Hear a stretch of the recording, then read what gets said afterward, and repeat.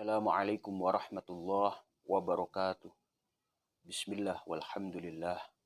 Allahumma salli ala Sayyidina Muhammad wa ala ali Sayyidina Muhammad al-mab'uts rahmatan lil alamin. Amma ba'd. Maha suci Allah, pemilik arsy, pemilik asmaul husna, pemilik lauhil mahfuz, pemilik kun fayakun, yang telah menginformasikan, mengabarkan melalui Nabi Muhammad Sallallahu Alaihi Wasallam, junjungan kita semua, bahwa ada amalan yang terbaik pada hari nahar atau 10 Zulhijjah ditambah 11, 12, 13 hari tasyrik, 11, 12, 13 Zulhijjah. Kita baca sebuah hadis yang diriwayatkan oleh Imam Hakim, Ibnu Majah, dan juga Tirmizi atau Turmuzi. Ma'amila ibnu Adam yauman nahri. Tidaklah pada hari nahar anak-anak manusia beramal amalan ahabba ilallahi azza wa jalla, suatu amalan yang lebih dicintai oleh Allah subhanahu wa ta'ala, oleh Allah azza wa jalla. Sebuah informasi, ini amalan yang sangat lebih dicintai oleh Allah subhanahu wa ta'ala. Apa itu? Min hiraqati damin. Amalan itu adalah mengalirkan darah dari hewan kurban, mengucurkan darah dari hewan kurban, berarti untuk mudhahi, orang yang berkurban. Wa innahu layati yaumal qiyamah, dan sesungguhnya ia akan datang pada hari kiamat. Biquruniha, dengan tanduknya, wa azlafiha, dengan kukunya, wa as'ariha, dengan rambutnya. Jadi hewan kurban yang kita kurbankan nanti di akhirat akan datang dengan tanduknya, akan datang dengan kukunya, akan datang dengan rambutnya. Ini hal yang sangat luar biasa sekali, informasi dari Nabi Muhammad Sallallahu Alaihi Wasallam. Di hadis yang lain yang diriwayatkan oleh Imam Hakim dan berkata kepada Sayyidatina Fatimah, yughfaru laki 'inda awwali qatratin taqturu min damiha kullu zambin amiltihi. Setiap dosa yang telah kamu lakukan akan diampuni dalam setiap tetesan darah yang mengalir dari hewan kurban. Kebayang, setiap tetes darah yang mengalir dari hewan kurban itu mendapatkan ampunan-ampunan dari Allah Subhanahu wa taala. Sedikit bermain logika, dulu ada mubalik yang menyampaikan, berarti kalau darah hewan kurban, entah kambing, domba, sapi, unta, atau kerbau mengalir, maka di aliran setiap darah itu, di setiap tetesan darah itu ada ampunan-ampunan Allah Subhanahu wa taala.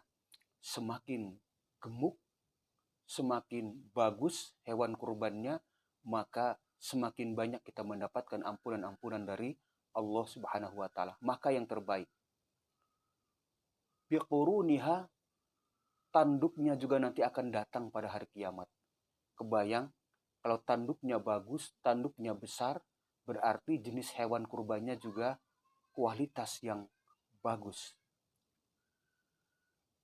Kemudian wa azlafiha, dengan kuku-kukunya. Kalau kuku-kukunya sehat, berarti hewannya juga sehat. Wa as'ariha, dan kemudian dari rambutnya juga adalah yang terbaik. Kalau rambutnya terbaik, berarti hewannya juga terbaik. Kurban, mendekatkan diri kepada Allah adalah dengan media-media terbaik, tentu sebatas yang kita punya dan kita harus mengusahakan untuk itu. Dalam hadis riwayat yang lain dijelaskan, bikulli sya'aratin hasanatun, untuk setiap kali lembar bulu itu ada kebaikan. Semakin banyak rambutnya, berarti semakin banyak kebaikan yang kita peroleh nanti di hari kiamat. Kita lanjutkan hadis berikut. Wa inna dama la yaqa'u minallahi azza wa jalla. Dan sesungguhnya darah kurban itu la yaqa'u minallahi azza wa jalla, akan sampai kepada ridha Allah subhanahu wa ta'ala, kepada ridha Allah azza wa jalla, bimakadin qabla ayyaqa'a 'alal ardi. Sebelum tetesan darah tersebut jatuh ke bumi, itu ridha Allah sudah kita dapatkan. Kebayang, sebelum tetesan darah hewan kurban itu jatuh ke bumi, Allah sudah memberikan ridhonya. Fatibu biha nafsan, maka bersihkanlah jiwa kalian dengan berkurban. Kurban ini adalah bagian dari pembersihan jiwa-jiwa kita. Dalam keterangan lain kita dapatkan pahala yang besar ini dari berkurban ini akan kita peroleh dengan 2 syarat. Yang pertama adalah halal, yang kedua adalah ikhlas.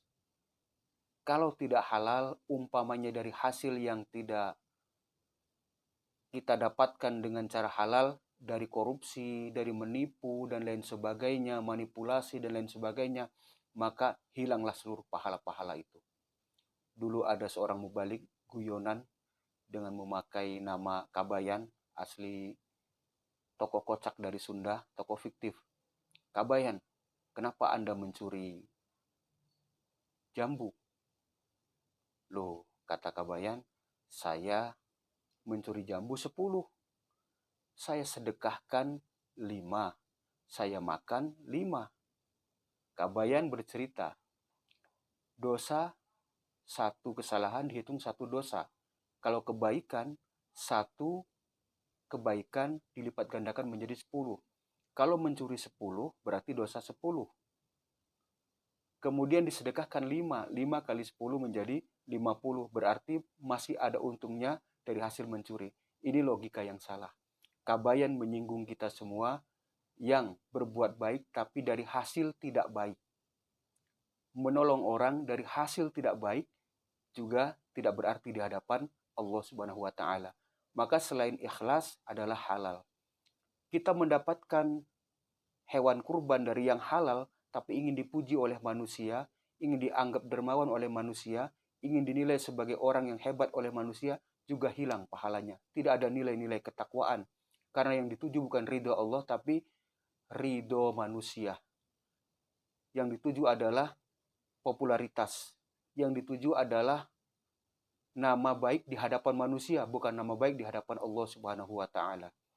Fatibu biha nafsan, maka kita bersihkan jiwa kita dengan berkurban. Ini amalan yang sangat-sangat istimewa dan ada hanya 1 tahun sekali. 1 tahun sekali Idul Adha ini. Sayang sekali orang yang punya harta, punya biaya untuk berkurban di 10 Zulhijjah, 11, 12, dan 13 Zulhijjah hari tasyrik, punya kemampuan untuk berkurban, tidak berkurban, maka Rasulullah pernah mengatakan, fala yaqrabanna musallana, jangan dekati tempat sholat kami. Jadi artinya sebuah singgungan yang luar biasa dari Rasulullah SAW. Sudah dikasih nikmat kok masih juga belum mau berkurban. Sudah dikasih nikmat masih juga belum berkurban. Sudah dikasih anugerah dari Allah masih juga belum berkurban. Maka kenikmatan ini semoga bisa kita syukuri dengan wujud berkurban, tentu bagi yang ada, tentu bagi yang mampu. Terima kasih. Semoga darah kurban yang kita alirkan pada tahun ini, tahun sebelumnya, dan juga tahun yang akan datang akan menjadi berbuah indah, bernilai ampunan dari Allah Subhanahu wa taala. Setiap helai rambut hewan kurban yang kita kurbankan menjadi bagian kebaikan. 1 helai rambut 1 kebaikan. Kalau rambutnya banyak berarti makin gemuk, makin bagus kualitasnya, semakin dicintai oleh Allah Subhanahu wa taala. Terima kasih. Assalamualaikum warahmatullahi wabarakatuh.